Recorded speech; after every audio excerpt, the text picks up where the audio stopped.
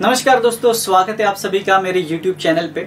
हम लोग target SBI clerk 2021 ये जो सीरीज है उसको कंटिन्यू कर रहे हैं। उम्मीद करता हूं कि आपने जो लास्ट वीडियो है डे 12 का वो जरूर देखा होगा, जिसमें हम लोगों ने एवरेज के कॉन्सेप्ट का जो पहला पार्ट है वो कवर कर लिया था और उसमें मैंने आपको कुछ अलग अलग टाइप्स के एग्जाम्पल्स जो है वो भी बताए थे। तो आई थिंक हम लोगों ने 4 टाइप के एग्जाम्पल्स कर लिए थे। पहले में हम लोगों ने देखा था नंबर्स, जो सीरीज बेस्ड क्वेश्चंस थे, जिसमें मैंने कॉन्सेक्यूटिव इवन, कॉन्सेक्यूटिव ऑड, इस तरीके के सीरीज के क्वेश्चंस से कैसे डील करना है ये आपको बताया था। ठीक है। सेकेंड टाइप में हम लोगों ने कुछ क्रिकेट बेस्ड भी किए थे, राइट, और कुछ हम लोगों ने एवरेज इंक्रीज डिक्रीज बेस्ड भी किए थे और कुछ एलिगेशन बेस्ड किए थे। ऐसे हम लोगों ने 4 अलग अलग टाइप्स कवर किए थे। ठीक है। तो आज मैं आपको टाइप 5 बताने जा रहा हूं और जो बचे हुए टाइप्स है वो हम लोग सारे के सारे इसमें कवर कर लेंगे। ज्यादा टाइप्स नहीं बचे हैं, 3 से 4 टाइप्स ही बचे हैं। ओके, तो सबसे पहले हम लोग टाइप 5 जो है उसको स्टार्ट करेंगे, राइट। तो उम्मीद करता हूं कि ये जो वीडियोस है वो डेफिनेटली आपको हेल्पफुल लगे होंगे आपके प्रिपरेशन में। अगर आपको ये वीडियोस हेल्पफुल लगते हैं तो आप लाइक कर सकते हो, दोस्तों के साथ शेयर कर सकते हो। चैनल को अभी तक आपने सब्सक्राइब नहीं किया है तो आप सब्सक्राइब कर सकते हो। ठीक है। तो चलिए विदाउट वेस्टिंग एनी टाइम आज का जो हमारा डे 13 का वीडियो है उसको स्टार्ट करते हैं, जिसमें हम लोग एवरेज का जो कॉन्सेप्ट है उसको कंप्लीट करने वाले हैं और जो बचे हुए टाइप्स है वो कवर करने वाले हैं। ठीक है। तो आज अभी मैं आपको टाइप 5 बताने वाला हूं, जिसमें कभी कभी आपको एरर बेस्ड क्वेश्चंस आते हैं। एरर बेस्ड मतलब आपको क्वेश्चन में दिया जाएगा कि एरर की वजह से आपका जो एवरेज है वो अलग आया, तो आपको करेक्ट एवरेज बताना होगा। ठीक है। तो चलिए मैं आपको एक एग्जांपल देता हूं। एग्जांपल से आपको बेटर अंडरस्टैंड होगा कि क्वेश्चंस कैसे पूछे जाएंगे। तो एग्जांपल आपके सामने है, इसमें आप देख सकते हो कि आपको बोला गया है कि average marks in the science subject of a class of a 20 students is 68। मतलब उन्होंने प्रेजेंट एवरेज बोल दिया है कि उन्होंने बोला है कि अगर एक पर्टिकुलर क्लास में 20 स्टूडेंट्स है साइंस के, तो उन्होंने बोला है कि एवरेज उनका 68 है। कितने स्टूडेंट्स का? 20 स्टूडेंट्स का, राइट। लेकिन उन्होंने बोला है कि वो एवरेज जो है ना वो करेक्ट नहीं है। क्यों करेक्ट नहीं है? क्योंकि उन्होंने आगे बोला है कि if the marks of the 2 students were misread as 48 and 65 and the actual marks were 72 and 61। मतलब क्या हुआ, उन 20 स्टूडेंट्स में से गलती से 2 स्टूडेंट के मार्क्स जो है वो मिसरीड हो गए एज 48 एंड 65। मतलब जो 48 एंड 65 आपके मार्क्स है वो गलत वाले मार्क्स है, जो वो गलती से आ गए थे, है ना। और उसके बदले में जो करेक्ट मार्क्स होने चाहिए थे वो होने चाहिए थे, उन्होंने बोला है 72 एंड 61, राइट। ये उन्होंने इंफॉर्मेशन देके रखी है। ठीक है। अब उसके बाद उन्होंने ये बोला है कि what would be the correct average. अगर ऐसा है तो करेक्ट एवरेज क्या होगा। ओके, तो चलिए हम लोग देखते हैं कि इस तरीके के क्वेश्चन से आपको कैसे डील करना है। वैसे तो आपको बहुत सारे मेथड इसके मिल जाएंगे इस टाइप को सॉल्व करने के, लेकिन वो कभी कभी लेंदी होते हैं। यहाँ पे मेरा मतलब ऑब्जेक्टिव ये है आपको समझाने का कि बेस्ट पॉसिबल अप्रोच से आपको सॉल्व करना है, मतलब कम से कम टाइम में आपका आंसर आ जाना चाहिए। ठीक है। तो चलिए देखते हैं कि ऐसे टाइप के क्वेश्चंस को कम से कम टाइम में कैसे कर सकते हैं। देखो, पहली बात उन्होंने बोली है 68 जो है वो करेक्ट वाला एवरेज नहीं है। ठीक है, 20 स्टूडेंट्स का। क्यों करेक्ट वाला नहीं है? क्योंकि 20 में से 2 स्टूडेंट्स ऐसे हैं जिनके मार्क्स गलत मैंने एंटर किए थे। और क्या गलत एंटर किए थे? 48 एंड 65 नहीं लेने हैं मुझे, उसके बदले में 72 और 61 लेने हैं।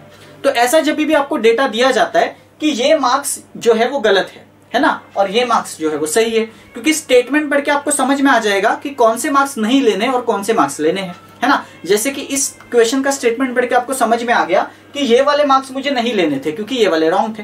तो हमेशा याद रखना, जो भी रॉन्ग वाले मार्क्स है वो तो हम लोग नहीं लेंगे। नहीं लेंगे मतलब हम लोग उसको डिस्कार्ड करेंगे, माइनस करेंगे, है ना। और जो मुझे इंक्लूड करने हैं, जो मुझे लेने हैं, उसको तो मैं प्लस करूंगा।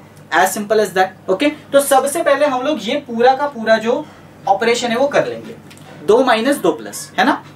तो अब देखो, -48 माइनस 65 प्लस 72 प्लस 61 कितना होता है ये आपको बताना है। तो पहले तो प्लस कर लो। देखो, 70 और 60 130 और ऊपर 3 है, मतलब 133 हो गया।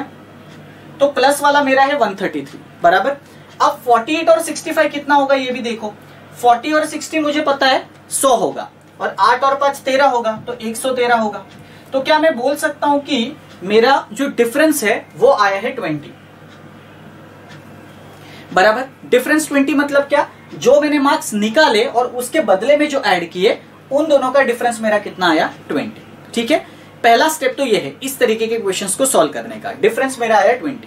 ओके, लेकिन आपको याद रखना है ये डिफरेंस सिर्फ एक पर्सन का नहीं है, ये डिफरेंस पूरे के पूरे 20 स्टूडेंट्स में बटेगा, है ना, क्योंकि यहाँ पे हम लोग एवरेज की बात कर रहे हैं, राइट। और ये जो हम लोगों ने डेटा लिया है वो भी एवरेज के पर्सपेक्टिव में लिया है। राइट। तो अगर मैंने ये डेटा लिया हुआ है और इसका आंसर मुझे 20 आ रहा है, तो ये जो 20 है ये पूरे के पूरे मेरे स्टूडेंट्स में बंटने वाला है, राइट। तो हमेशा याद रखना, जो भी आपका ये फाइनल आंसर आएगा, इसको पहले तो साइन लगाना मत भूलना, क्योंकि यहाँ पे देखो प्लस का साइन है।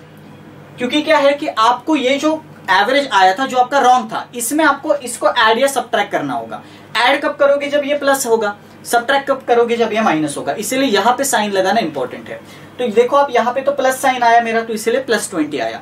और हम लोग क्या करेंगे, ये +20 को जितने भी नंबर ऑफ स्टूडेंट्स है उससे डिवाइड करेंगे। तो हमारे क्वेश्चन में 20 स्टूडेंट्स थे, तो इसको 20 से डिवाइड कर देते हैं। तो देखो कितना आंसर आया मेरा, +1 आंसर आया। इसका मतलब क्या हुआ, मेरा जो पहले का एवरेज था जो रॉन्ग था, उसमें अगर मैं +1 करूंगा तो मेरा करेक्ट एवरेज आ जाएगा, ये मार्क्स इंक्लूड करने के बाद। ये उसका मतलब होता है, ठीक है। तो उम्मीद करता हूं कि ये क्वेश्चन के टाइप का जो प्रोसेस है वो आपको समझा होगा कि क्या करना है। बहुत ही सिंपल प्रोसेस है। इसमें आपको क्या करना है, जो रॉन्ग वाले मार्क्स है उसको निकाल देना है, माइनस करना है, जो करेक्ट वाले उसको प्लस करना है। और ये सब करने के बाद जो आपके पास फाइनल आंसर बचेगा उसको साइन के साथ लिखना है। प्लस भी हो सकता है, माइनस भी हो सकता है, इस केस में प्लस है, ओके। और जो भी आंसर आया आपका, उसको आप नंबर ऑफ स्टूडेंट से डिवाइड कर दो। कितना आंसर आया? +1। और वो जो आंसर आएगा वो आपको आपके रॉन्ग वाले एवरेज में ऐड करना है। अब इस केस में आपका रॉन्ग वाला एवरेज था 68, उसमें आप +1 ऐड करोगे तो कितना आएगा? 69। इसका मतलब मेरा जो करेक्ट एवरेज होना चाहिए था वो कितना होना चाहिए था? 69। As simple as that. ये मेथड सबसे कम टाइम लेने वाला है और ये मेथड में आपका कैलकुलेशन भी बिल्कुल भी मिनिमम रहेगा। आप देख सकते हो कि कितना सिंपल कैलकुलेशन करके आपका आंसर आया है, राइट। तो इस मेथड से करोगे ऐसे टाइप के क्वेश्चंस को, तो हमेशा आपका आंसर सही आएगा और जल्दी आएगा, ठीक है। तो चलिए, उम्मीद करता हूं कि एरर बेस्ड क्वेश्चंस कैसे सॉल्व करने हैं ये आपको समझा होगा, ठीक है। तो एरर बेस्ड के लिए आप ये मेथड को फॉलो करोगे तो आपके लिए बेस्ट रहेगा, ओके। तो चलो, ये तो हम लोगों ने एरर बेस्ड वाले क्वेश्चंस की बात की, टाइप 5। अभी हम लोग और एक टाइप करते हैं जिसको मैंने लिखा है टाइप 6, जो कि एज बेस्ड है। कभी कभी आपको एज के बेसिस पे भी एवरेज में क्वेश्चंस आते हैं कि भाई मदर एंड फादर का एवरेज एज पहले इतना था, अभी इतना है। तो उन क्वेश्चंस को कैसे करना है इसको भी हम लोग थोड़ा सा देख लेते हैं, ठीक है। तो चलिए, नेक्स्ट एग्जांपल आपके सामने है, नेक्स्ट टाइप वाला एज बेस्ड, ठीक है। उसको आप एक बार जरा देख लीजिए, है ना। देखो, वर्ड प्रॉब्लम्स में क्या होता है कि क्वेश्चंस का मीनिंग समझना ज्यादा इंपॉर्टेंट है। जब तक आप क्वेश्चंस का मीनिंग नहीं समझोगे ना, तब तक आपको जो डेटा दिया गया है उसका करना क्या है ये आपको कभी नहीं समझेगा, ठीक है। तो आपको यहाँ पे देखो क्या बोला गया है, जो मदर, फादर एंड सन, ये जो 3 पर्सन्स है, इनका जो एवरेज एज है वो 42 दिया गया है, ठीक है। तो मदर, फादर, सन, इन तीनों का अगर मैं एवरेज लूं तो मुझे 42 दिया गया है। लेकिन ये कब की बात है? ये at the time of the marriage of the son की बात है। मतलब जब सन की शादी हो रही थी तब ये एवरेज था। उसके बाद उन्होंने बोला कि 1 साल बाद इन्फेंट पैदा हुआ, ओके। मतलब 1 साल बाद वो जो सन था उसकी जो शादी हुई थी उसको बच्चा हो गया 1 साल बाद, राइट। और उन्होंने बोला कि उसके 6 साल बाद, मैरिज के 6 साल बाद, है ना। तो मैरिज के 6 साल बाद ऐसा हुआ कि जितने भी फैमिली मेंबर्स थे उनका एवरेज एज जो है वो 36 बना, ठीक है। तो उनका एवरेज एज जो है वो 36 बना, ऐसा उन्होंने बोला है। और आपको बोलना है, आपको बताना है what was the age of the bride at the time of the marriage. मतलब जो उस सन की वाइफ थी, उस वाइफ का एज मैरिज के टाइम पे कितना था ये आपको बताना है, ठीक है। अब देखो, ऐसे क्वेश्चंस को जब आप पहली बार पढ़ोगे तो जाहिर सी बात है कि आपको बहुत सारा कंफ्यूजन होगा कि इसमें क्या क्या डेटा दिया है और उसको कैसे लेना है। तो चलिए हम लोग इस क्वेश्चन को एकदम सिंपल तरीके से समझते हैं, ओके। और एक एक पार्ट इसका करते हैं। सबसे पहला पार्ट हम लोग ये करेंगे कि जब सन की शादी हो रही थी तब उन्होंने बोला है कि एवरेज एज 42 था।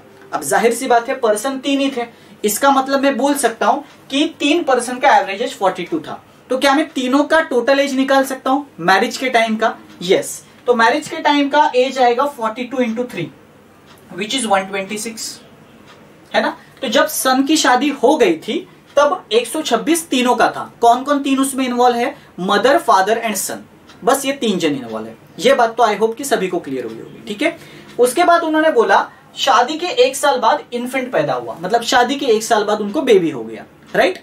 और उन्होंने ये बोला है कि शादी के 6 साल बाद सारे फैमिली मेंबर्स का एवरेज एज 36 था। अब यहां पे अक्सर स्टूडेंट्स मिस्टेक क्या करते हैं, एवरेज एज 36 दिया है, बट आपको याद रखना है इसमें फैमिली मेंबर्स 4 नहीं है, फैमिली मेंबर्स 5 है। क्यों? क्योंकि बहुत सारे स्टूडेंट्स बोलेंगे कि सर ये 3 जन और ये 1 जन, 4 ही तो जन है।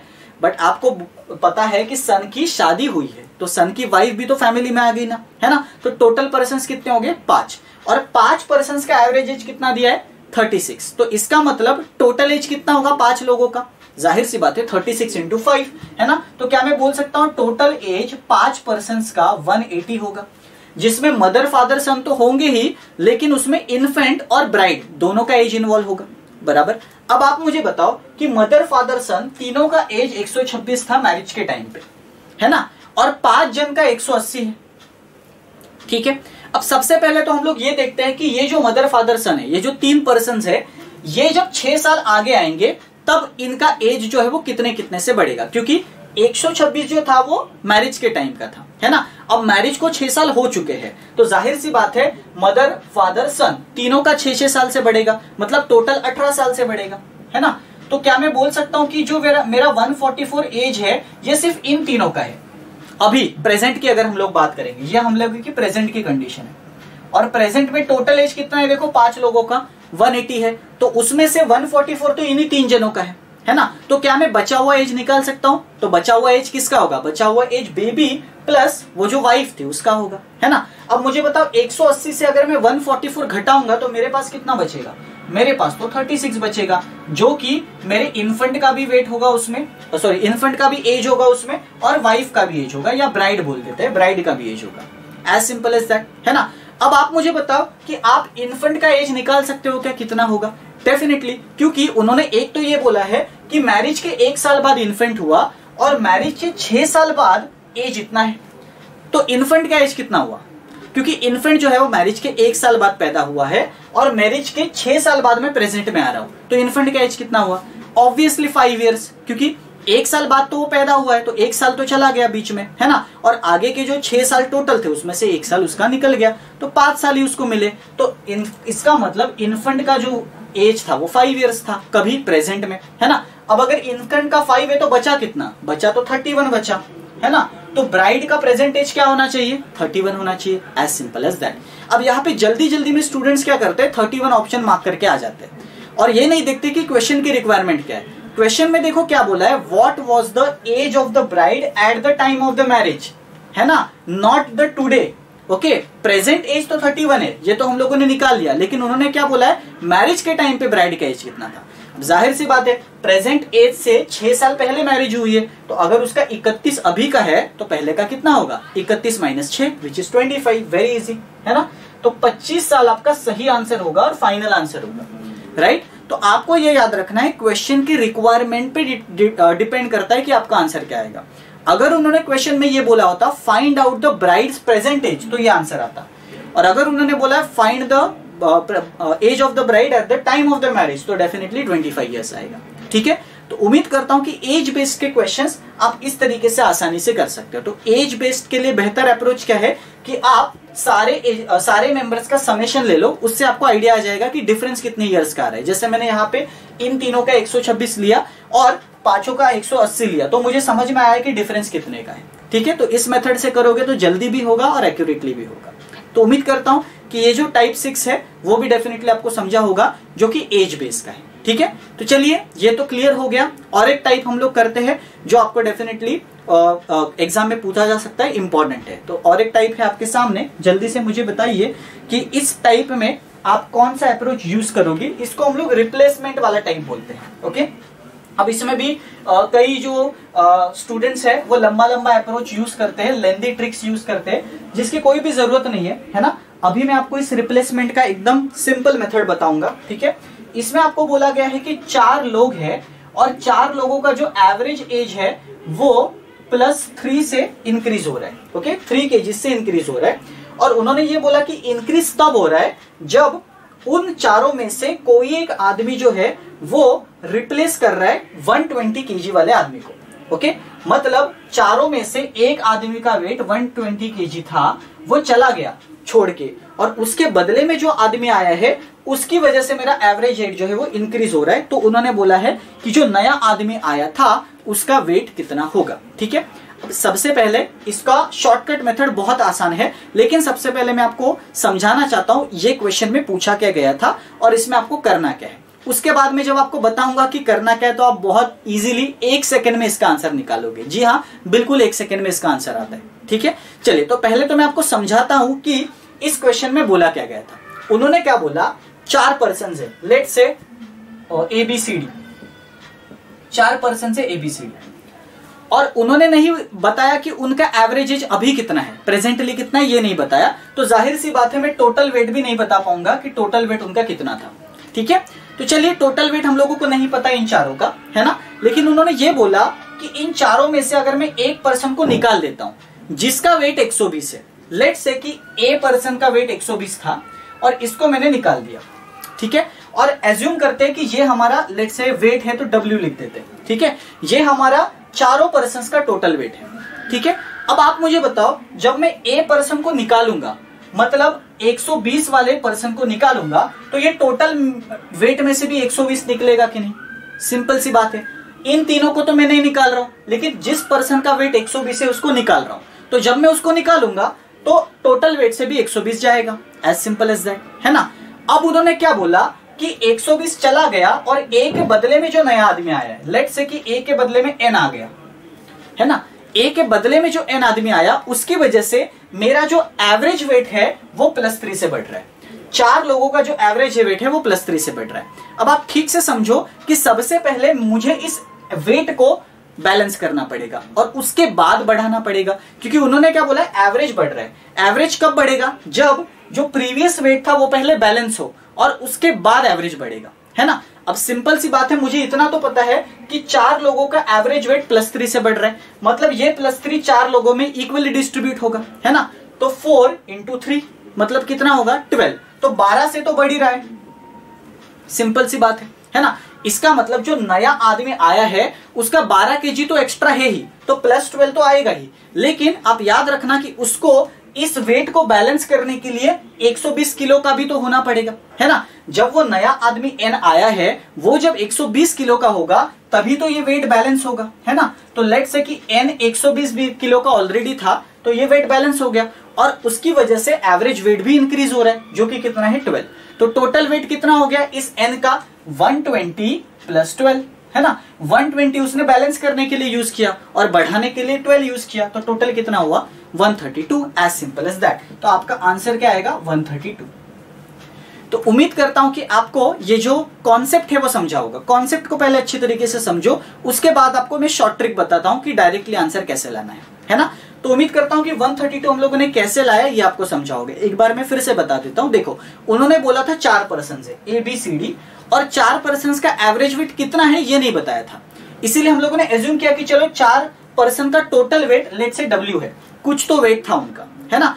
उन्होंने ये बोला कि जब एक पर्सन 120 किलो का छोड़ के चला गया, तो लेट से कि वो पर्सन A था, 120 किलो का था, छोड़ के चला गया, तो जाहिर सी बात है टोटल वेट भी 120 किलो से माइनस होगा, है ना। टोटल वेट में से भी 120 किलो चला जाएगा और उसके बदले में जो नया पर्सन आया है दैट इज N, उसका वेट कितना है ये आपको बोला है। लेकिन उन्होंने ये भी बोला है कि जब ये नया पर्सन आया तब ये 4 लोग जो थे इनका एवरेज वेट 3 से बढ़ गया। अब जाहिर सी बात है कि एवरेज वेट 3 से जब बढ़ता है तो हर लोगों में 3 बढ़ता है, ऐसा हम लोग एज्यूम करते हैं हमेशा, है ना। तो हर लोगों में अगर 3 का बढ़ रहा है तो 12 का इंक्रीज तो होगा ही, मतलब 12 kg तो इसका वेट रहना ही चाहिए। लेकिन उसको ये जो -120 हुआ था उसको भी तो कॉम्पनसेट करना है ना। एवरेज बढ़ेगा तब जब वो पहले का एवरेज मेंटेन करे और उसके बाद ही बढ़ेगा, है ना। अब पहले का एवरेज मेंटेन करने के लिए उसको कितना बढ़ाना है? उसको 120 बढ़ाना है ना। तो वो 120 बढ़ाएगा तब पहले का एवरेज बराबर हो जाएगा और उसके बाद उसका 12 बढ़ेगा, तो 120 + 12 तो कितना हो गया? 132। As simple as that. ठीक है, अब मैं आपको शॉर्ट ट्रिक बताता हूं कि शॉर्ट ट्रिक क्या है। ठीक है, अब इसमें आपको डेटा क्या दिया गया था? 4 पर्सन थे, उनका एवरेज वेट 3 से बढ़ रहा था, तो आप क्या करो, इन दोनों को मल्टीप्लाई कर दो। कितना हुआ इन दोनों का मल्टीप्लीकेशन? 12। ओके, और उन्होंने क्या बोला है? रिप्लेसमेंट वाला वेट कितना है? रिप्लेसमेंट वाला वेट कितना है? देखो 120, बस 120 को ऐड कर दो उसमें, हो गया 132, है ना। 1 सेकंड में आपका आंसर आ जाएगा। ठीक है, बट ये आंसर लाने के लिए आपको ये कॉन्सेप्ट समझना पहले जरूरी था, इसलिए मैंने पहले आपको कॉन्सेप्ट बता दिया। ठीक है, तो उम्मीद करता हूं कि ये 132 हम लोगों ने कैसे लाया ये आपको समझा होगा। तो आपको भी आगे जब भी ऐसा क्वेश्चन दिखेगा तो आपको ये प्रोसेस नहीं करना है जो मैंने बताया, ये तो मैंने आपको समझाने के लिए बताया। आपको क्या करना है, बस इन दोनों को मल्टीप्लाई करना है, रिप्लेसमेंट वाले एज में ऐड करना है, ठीक है। मतलब जो पर्सन रिप्लेस हो रहा है उसका वेट कितना है वो देख लो, ओके, और उस वेट में इन दोनों का मल्टीप्लिकेशन ऐड कर दो, डायरेक्टली आपका आंसर आ जाएगा, ठीक है। तो इस तरीके से आप ये टाइप के क्वेश्चंस को सॉल्व कर सकते हो, जिसको हम लोग रिप्लेसमेंट का टाइप कहते हैं, ठीक है। तो चलिए, उम्मीद करता हूं कि ये टाइप आपको समझा होगा। अब आपको प्रैक्टिस के लिए मैं और एक टाइप दे रहा हूं, रिप्लेसमेंट का ही और एक क्वेश्चन दे रहा हूं, उसको आप लोग सॉल्व करो। तो नेक्स्ट एग्जांपल आपके सामने है सेम टाइप का, ओके। तो रिप्लेसमेंट का ही टाइप है। अब आप जल्दी से मुझे बताओ कि इसका आंसर क्या होगा। इसमें उन्होंने सिर्फ स्टेटमेंट चेंज किया है, कॉन्सेप्ट चेंज नहीं है, ठीक है। आप याद रखना, एवरेज में कभी भी कॉन्सेप्ट चेंज नहीं होगा, आपको स्टेटमेंट हमेशा चेंज मिलेगा। इनफैक्ट कोई भी अरिथमेटिक के टॉपिक में, चाहे वो परसेंटेज हो, प्रॉफिट लॉस हो, हर इसमें कॉन्सेप्ट सेम रहता है, बट वो अलग अलग स्टेटमेंट्स देके आपको कंफ्यूज करने की कोशिश करते हैं, ठीक है। अब इसमें उन्होंने क्या बोला है, 8 पर्सन है और 8 पर्सन का जो वेट है, एवरेज वेट, वो 2 साल से बढ़ रहा है, ऐसा उन्होंने बोला, सॉरी एज बोला है, ठीक है। तो एज उन्होंने +2 से बढ़ा दिया, ठीक है।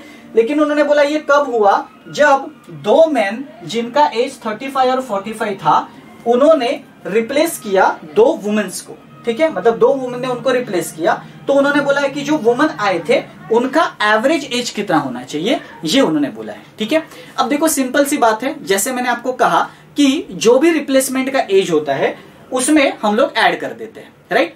पिछले केस में रिप्लेसमेंट एक ही पर्सन का था, 120 वाला, तो हम लोगों ने एक ही पर्सन का लिया। अब इसमें कितने पर्सन रिप्लेस हो रहे हैं, 2 पर्सन, राइट। 2 पर्सन का एज कितना है, 35 और 45, है ना। तो हम लोगों का रूल क्या था कि जो नया पर्सन आ रहा है या जो नए पर्सन आ रहे हैं, क्योंकि इसमें जो नए पर्सन आ रहे हैं वो 2 वुमेन है ना, तो जो भी नए आ रहे हैं उसको हम लोग n कंसीडर कर लेते हैं, ठीक है। तो जो भी नए आ रहे हैं वो कितने भी हो सकते हैं, 2 वुमेन हो सकते हैं, 10 वुमेन हो सकते हैं, कितने भी होने दो, उससे मतलब नहीं है। लेकिन अगर 2 वुमेन है तो 2 वुमेन का जो एज होना चाहिए था वो कितना होना चाहिए था, ये पहले फाइंड करो, तभी तो आप एवरेज निकाल पाओगे, है ना। तो कितना होगा, जैसे हम लोगों ने लास्ट इसमें देखा, हम लोगों ने ये पूरा वाला लिया। अब देखो, लास्ट इसमें हम लोगों ने एक ही पर्सन का लिया था तो 120 लिया था। अब इसमें 2 पर्सन है तो दोनों का ले लो, 35 और 45। कितना हुआ, 35 और 45, 80 हो गया, बराबर। और 80 तो आया ही, और हम लोग क्या करते हैं, इन दोनों का हमेशा मल्टीप्लीकेशन लेते हैं। तो 80 + 16 कितना हो गया, 96। तो मैं क्या बोल सकता हूं कि ये जो नए 2 वुमेन्स आए थे, इनका दोनों का एज मिला के 96 था, ठीक है। तो इसीलिए मैंने कहा कि कितने हैं उससे मतलब नहीं है ना, ये नंबर से मतलब है, ठीक है। तो इसका मतलब 2 वुमेन्स का 96 है, एज सिंपल एज दैट। अब उन्होंने आपको ये नहीं पूछा कि 2 वुमेन का टोटल एज बताओ, उन्होंने ये बोला 2 वुमेन का एवरेज एज बताओ। सिंपल है, एवरेज 2 वुमेन का लेना है तो डिवाइड बाय 2 होगा, तो 48 आएगा, एज सिंपल एज दैट, है ना। तो इसमें देखो, आप कोई भी लंबा चौड़ा लेंदी मेथड जो है वो यूज करने की जरूरत नहीं है, बिल्कुल आप आसानी से इस तरीके से इसको सॉल्व कर सकते हो, राइट। तो देखो, मैंने आपको इस वीडियो में और प्रीवियस वीडियो में इनफ टाइप्स बता दिए हैं एवरेज के। अगर आप इतने भी टाइप्स करके जाओगे तो आप आराम से प्रीलिम्स और मेंस में एवरेज का कोई भी क्वेश्चन अटेम्प्ट कर सकते हो, ठीक है। तो उम्मीद करता हूं कि ये टाइप जो है रिप्लेसमेंट वाला, ये भी आपको डेफिनेटली क्लियर हुआ होगा, है ना। तो जो भी इंपॉर्टेंट टाइप्स आपके प्रीवियस ईयर के क्वेश्चंस में पूछे गए हैं प्रीलिम्स और मेंस में, वही टॉपिक्स मैंने आपको यहाँ पे समझाने की कोशिश की, ठीक है। तो उम्मीद करता हूं कि यह सेशन भी आपको बहुत ज्यादा इंटरेस्टिंग, यूजफुल, प्रोडक्टिव लगा होगा। तो डेफिनेटली इस वीडियो को आप मैक्सिमम लोगों तक शेयर कर सकते हो, राइट। अब देखो, एवरेज का हम लोगों ने पूरा कॉन्सेप्ट जो है वो पढ़ लिया है, पार्ट 1 पार्ट 2 दोनों हो गए हमारे, राइट। अब हम लोग नेक्स्ट डे में, डे 14 में प्रीवियस ईयर के क्वेश्चंस करेंगे एवरेज के, ठीक है। और आपका काम क्या है, जो पहले वाला मैंने पार्ट 1 बताया और अभी जो पार्ट 2 बताया है, उस दोनों को अच्छे तरीके से आप रिवाइज कर लो। अगर कुछ क्वेश्चंस आपको मिलते हैं उन दोनों टाइप्स के ऊपर, तो उन क्वेश्चंस की थोड़ी सी प्रैक्टिस कर लो। और डे 14 में जब हम लोग मिलेंगे, तब आप वो जो प्रीवियस ईयर के क्वेश्चंस है वो मुझे सॉल्व करके आपको बताना है। जाहिर सी बात है, मैं भी आपको उसका सोल्यूशन बताऊंगा ही, लेकिन उसमें आपको आपके स्कोर का ट्रैक रखना है। मैं आपके सामने 10 प्रीवियस ईयर के क्वेश्चंस लेके आऊंगा उसमें, ओके। और उन क्वेश्चंस का सही आंसर आपको with in the time limit देना है। मैं 1 मिनट का जो टाइम लिमिट है वो रखूंगा उस क्वेश्चन का। 1 मिनट इनफ है किसी भी क्वेश्चंस को सॉल्व करने के लिए, ठीक है।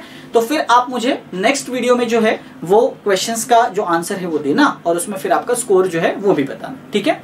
तो चलिए उम्मीद करता हूं कि ये जो पार्ट 2 है वो भी डेफिनेटली आपको अच्छी तरीके से समझा होगा। इसमें हम लोगों ने हमारे एवरेज के सारे टाइप्स जो है वो कवर कर लिए जो हम लोगों के बचे हुए थे।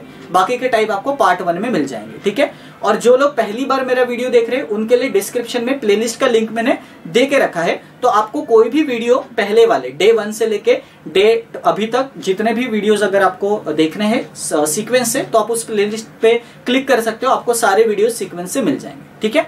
तो चलिए डेफिनेटली हम लोग ये जो एवरेज का कॉन्सेप्ट है इसका लेक्चर यहीं पे खत्म करते हैं। इसके बाद डायरेक्टली क्वेश्चंस की हम लोग प्रैक्टिस करेंगे प्रीवियस ईयर के। ओके, तो मिलते हैं हम लोग डे 14 में और नेक्स्ट वीडियो में। आई होप करता हूँ, उम्मीद करता हूँ कि बाकी के सब लोग जो है वो इस सब जो भी मैंने आपको पढ़ाया हुआ है सब अच्छे से प्रिपेयर करके आएंगे, क्योंकि इसको आप रिवाइज करोगे तो ही आप क्वेश्चंस कर पाओगे, है ना। तो इसीलिए अच्छी तरीके से रिवाइज करके आना, सो दैट कि आप अगले वीडियो में जो सारे के सारे क्वेश्चंस है वो अटेम्प्ट कर पाओ, ठीक है। तो चलिए मिलते हैं हम लोग नेक्स्ट वीडियो में, तब तक के लिए stay safe and keep learning.